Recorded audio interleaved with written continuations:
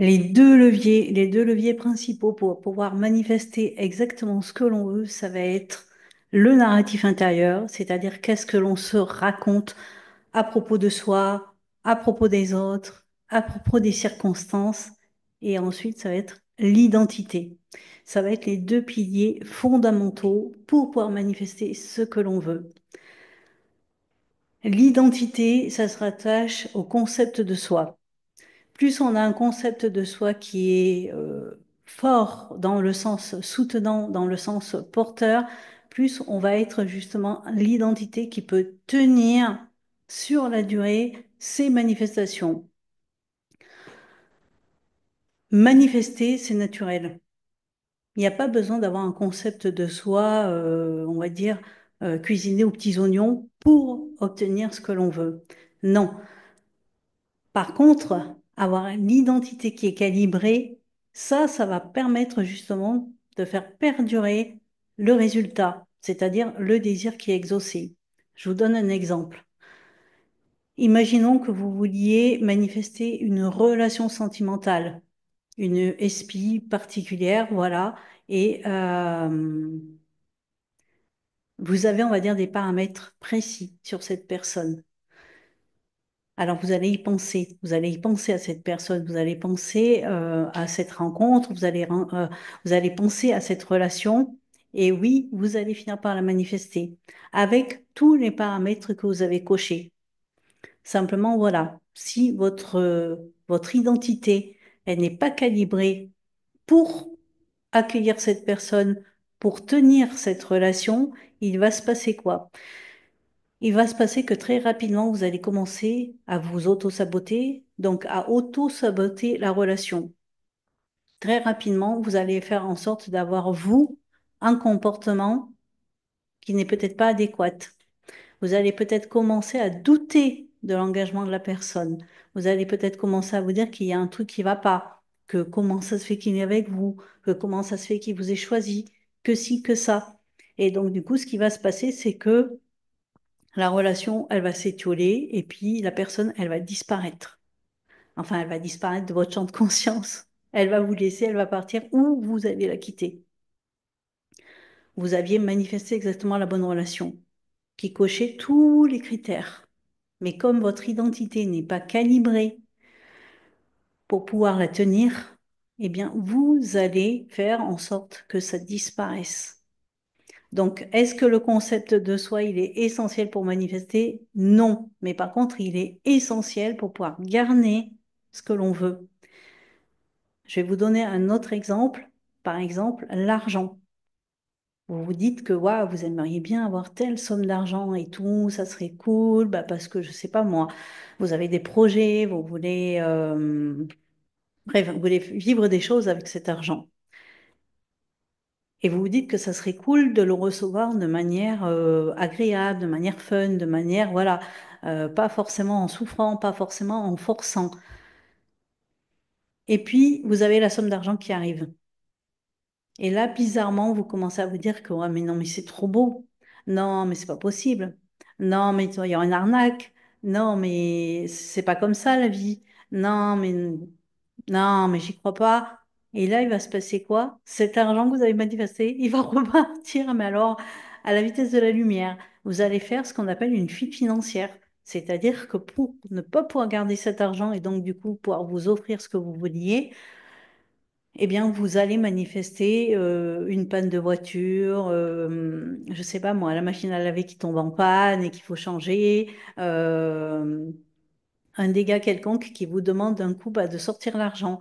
Et cet argent que vous avez manifesté peut-être pour vous offrir, je sais pas moi, un resto, un week-end, un voyage, quelque chose de plaisant, et bien du coup, vous allez devoir vous en servir pour payer des factures de réparation, de changement de matériel, de choses, parce qu'en fait, votre identité n'était pas calibrée à l'idée de recevoir cet argent, mais tellement facilement, tellement agréablement, et surtout après derrière de pouvoir encore en profiter de manière encore plus agréable.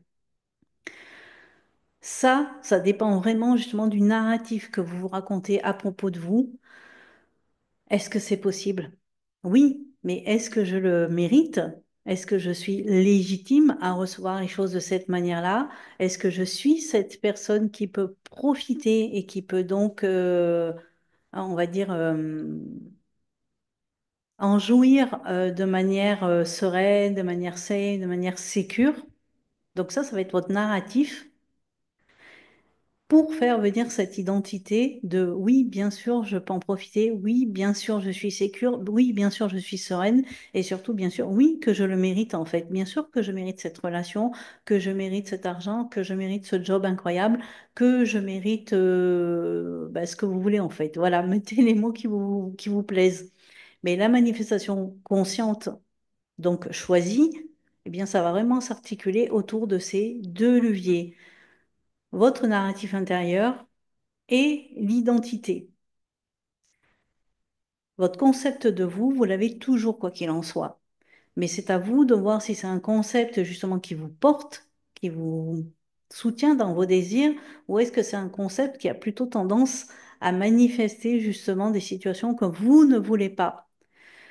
Parce que vous doutez de vous, parce que vous doutez, parce que l'histoire que vous vous racontez, c'est pas une histoire qui vous met en valeur. C'est pas une histoire qui vous valorise. C'est une histoire qui vous limite. C'est une histoire qui vous banalise. C'est une histoire qui vous cloue au sol. Et ça peut être aussi une histoire par rapport à ce que vous racontez à propos des autres. Les autres sont pas bien, les autres sont méchants, les autres ne comprennent rien, les autres ne peuvent pas vous aider, les autres ne peuvent pas vous comprendre, les autres ne vous entendent pas. Qu'est-ce que vous vous racontez à propos de vous-même? Qu'est-ce que vous vous racontez à propos des autres? Et ensuite, c'est qu'est-ce que vous vous racontez à propos des circonstances quand les choses, elles arrivent.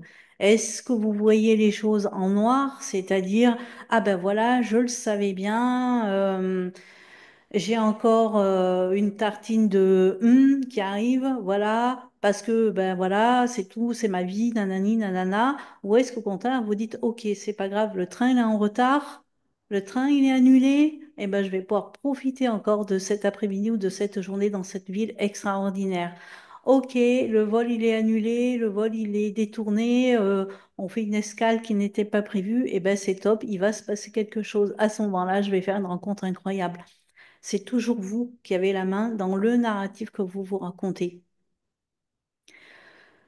Même quand il arrive des choses qui paraissent comme ça en surface, on va dire désagréables, c'est pas un signe que vous n'êtes pas sur le bon chemin. C'est vous qui décidez. Est-ce que ce signe, ça veut dire que du coup vous n'êtes pas sur le bon chemin, ou est-ce que vous avez décidé, ou est-ce que vous décidez que ce signe finalement, bah, c'est l'opportunité de quelque chose encore mieux? Et ça ne veut pas dire, attention, ça ne veut pas dire que parce que la vie, elle a un plan ou que l'univers a un plan. Non, c'est vous qui décidez du plan. C'est vous qui décidez que cette circonstance qui paraît désagréable, eh bien, en fait, c'est un cadeau. Peut-être mal emballé, mais c'est un cadeau. C'est vous qui le décidez. C'est pas parce que la vie, elle a un meilleur plan ou que l'univers, il a un meilleur plan. C'est vous qui décidez du plan, en fait. C'est vous qui décidez de comment le plan, il va être. C'est vous qui décidez de l'histoire que vous vous racontez à propos de vous et c'est vous qui décidez de l'histoire que vous vous racontez à propos des autres. C'est uniquement ça. À chaque instant, vous avez la main, à chaque instant, vous choisissez. Donc, regardez tous les endroits justement où vous racontez une histoire qui ne vous porte pas, où vous vous racontez une histoire qui ne vous valorise pas, où vous vous racontez une histoire où les autres ne vous valorisent pas. Vous vous racontez une histoire où les circonstances ne vous soutiennent pas. Regardez tous ces endroits-là et vous serez certainement surprise de voir justement de quelle manière vous avez tendance à vous limiter, à vous banaliser. Je vous souhaite une très belle journée. Prenez soin de vos narratifs intérieurs.